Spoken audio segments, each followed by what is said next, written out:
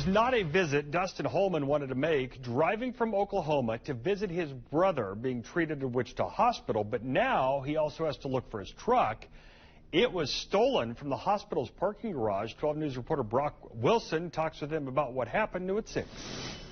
You just think, you lock your vehicle, you're going to be fine. Dustin Holman's visit to Wesley Medical Center Tuesday to check on his brother, who was recently injured in a car accident, is one he'd like to forget. The gentleman was going over 75 miles an hour on a dirt road, ran through the intersection, T-boned him.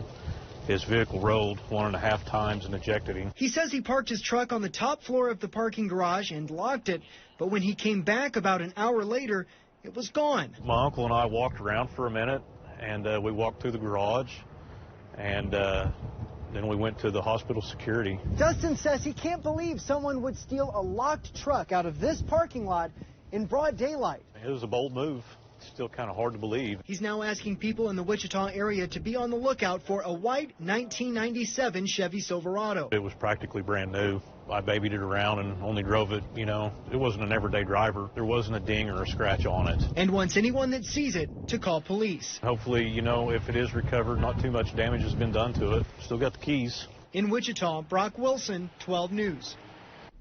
The hospital there checking security footage from the garage. Wichita police encouraging people who may see the truck to call Crime Stoppers 267-2111. A Wichita man appeared